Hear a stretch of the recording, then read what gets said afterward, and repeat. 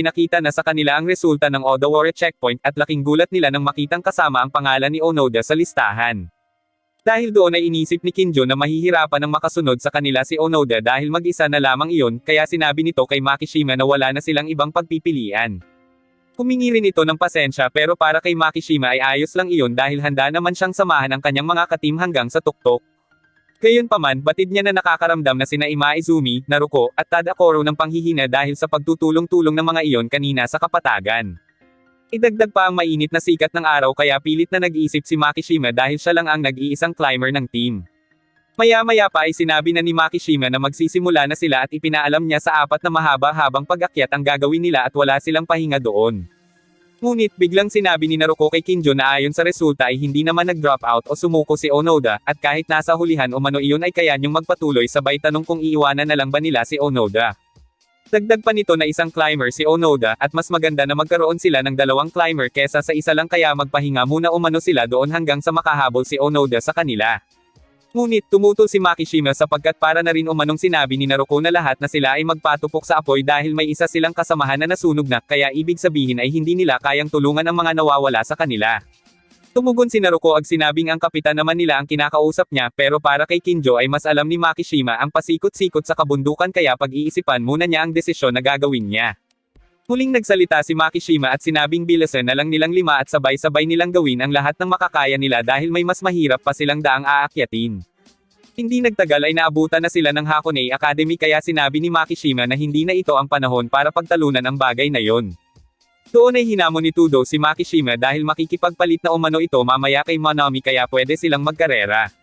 Dahil sa dami ng sinasabi ni Tudo ay hindi nila napansin na may biglang umanggos na isang climber na mula sa Nagano Central at sinabing siya ang magiging hari ng kabundukan. Dahil doon ay sinisi ni Makishima si Tudo kaya agad yung nagpahalang kay Monami at saka ginamit ang sleeping climb para habulin ang naunang climber.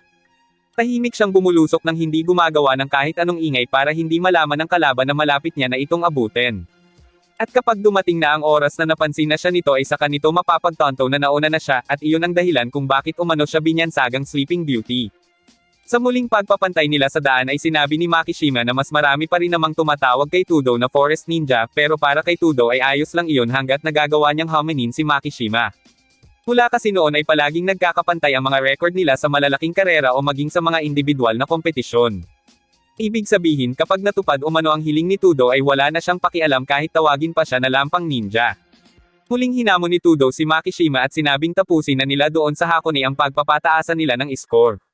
Ngunit tumanggi si Makishima at sinabing hindi niya kaya bagay na ipinagtaka ni Tudo. Dahil doon ay muling kinumbinsi ni Tudo si Makishima at mapapansin na nag-iisip ito, ngunit sa halip na tanggapin ang hamon ay nagpalusot lang si Makishima hanggang sa may dalawang climber na naman ang nauna sa kanila. Lalong nagpumilit si Tudo pero walang kibo si Makishima. Naalala ni Tudo nung una silang nagkakilala ni Makishima sa Okachichibo Hill Climb isang taon na ang nakalipas. Tinuwanan niya ito nang sabihin nito na isa itong gagamba, at habang nasa isa silang karera ay nakita niya ang kakaibang pagsasayaw ni Makishima sa pagbibisikleta. Kitang-kita niya noon ang determinasyon ni Makishima at ang taglay nitong lakas na inihalin tulad pa niya sa isang halimaw, at nagawa rin siyang talunin nito sa kanilang karera. Mula noon ay ilang beses na silang naging magkalaban sa ilang mga karera at palagi nilang gustong makipag-unahan sa isa't isa. Pero nung huling beses na nagkarera sila ay naflatan si Makishima ng gulong kaya sinabi ni Tudo na hindi kasama sa bilang ang karera nilang iyon at tatapusin umano nila ang laban sa susunod na Inter-High. Iyon ang dahilan kung bakit pilit na hinahamon ni Tudo si Makishima, lalo na at third year na sila at ang Inter-High na lang ang huling karera na pwede nilang salihan. Dahil doon ay napilitan na si Makishima at nagpalit ng gear bagay na ikinatuwa ni Tudo. Nagulat ang apat at inisip ni Naruko kung iiwan na nga ba sila ni Makishima para pagbigyan si Tudo. Ngunit hindi pa man nakakalayo ay muling bumagal si Makishima para alalayan ang team niya. Tinawag ni Tudo si Makishima pero pinagsabihan iyon ni Arakita at tinanong kung hanggang kailan ito mag-aaksaya ng oras para sa walang kwentang bagay tulad nyon. Ipinaalala rin ni Arakita ang tungkulin ni Tudo na marating ang tuktok dahil nakasalalay kay Tudo ang dangal ng buong academy. Dagdag pa nito na wala na silang oras dahil ang lahat ng climbers na nauna sa kanila ay nakalayo na sa kanila ng husto, kaya kung hindi pa umano umalis si Tudo ay hindi na nito mapipigilan ang mga iyon. Pagkatapos ay ibinulong ni Arakita na hindi na makatuloy si Makishima, hindi dahil hindi yun kaya, kundi dahil nag-iisa lang iyong climber ng Sohoko. Dahil doon ay umarangkada na ng tuluyan si Tudo habang iniisip na hindi mananalo ang Sohoko kung iisa lang ang climber ng mga iyon. At dahil hindi niya na makakalaban pa si Makishima ay napasigaw si Tudo na sana umano ay pumunta doon ng handa ang team ng Sohoko. Inesor naman ni Arakita ang team at sinabing tama lang ang desisyon ng mga ito, dahil kapag iisa lang umano ang climber na kumawala sa laban ay tiyak na magkakawatak-watek na ang iba pa. Ngunit nagsalita si Makishima at sinabing sa loob ng 3 minuto ay hahabol sila at mauunahan nila ang Hakone. Nang mga oras na iyon ay pinuntahan ni Teshima si Onoda upang kumustahin ito sabay bigay ng dagdag na tubig. Nagtanong si Onoda kay Teshima kung posible pa rin ba na sa kalagayan niya ngayon ay makahabol pa rin siya sa mga iyon. Nabigla si Teshima sa tanong at sinabing hindi niya masasabing magiging okay ang lahat pero alam umano niya na kayang gawin yun ni Onoda, kaya itinulak nila ito pauna at sinabing mahahabol ni Onoda ang mga iyon kung gugustuhin nito. Habang humahabol si Onoda ay sinasabi ng ilang manunood na hindi niya iyon kakayanin, habang gulat na gulat naman ang ibang siklista na naaabutan niya. Ang iba ay hindi makapaniwala na habang pumapadyak ng mabilis si Onoda ay kumakanta-kanta pa iyon. Maging si Sugimoto ay hindi lubos maisip kung makakahabol pa ba si Onoda kahit sa maikling oras lang pero para kay Teshima, kapag dumarating kay Onoda ang panahon na kailangan nitong pilitin ang sarili ay sa kanya nagagawa ang imposible. Ilang mga siklista na ang nalampasan ni Onoda at maging ang isang team ay nagawa niyang umusan kahit nasa paliko ng daan ang mga ito.